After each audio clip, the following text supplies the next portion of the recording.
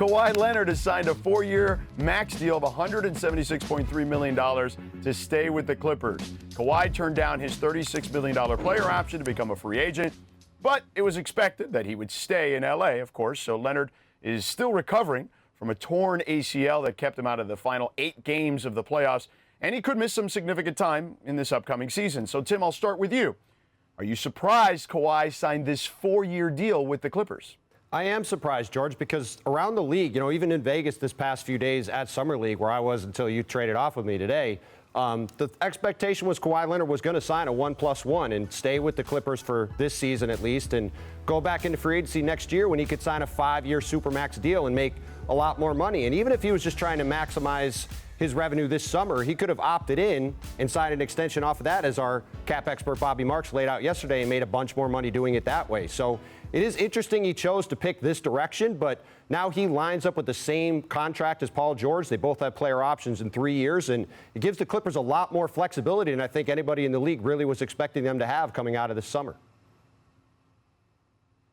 I think for me, it also means that there's some level of stability as well as flexibility, because it's not like, oh, there's an injury. Oh, what's going on with his uncle? Oh, is he going to play? Oh, is he sitting in the crowd or is he sitting on the sit? Like, it finally means Kawhi is with the Clippers as well as PG, and we can get on with that particular portion of all of the variables, which is a good thing. I was getting, frankly, a little tired of hearing about Kawhi's every move every 2 seconds.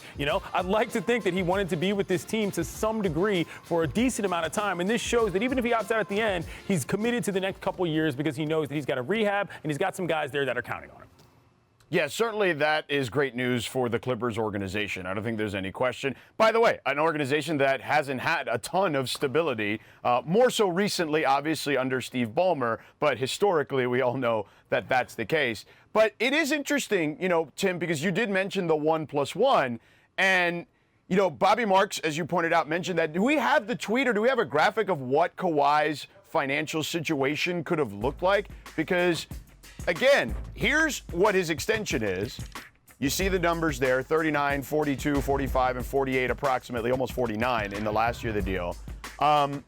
He could have signed a 4-year deal, $187 million extension if he had opted in to the $36 million player option for this upcoming season. And then the total would have been $223 million. So, Clinton, I'll go back to you real quick on Kawhi.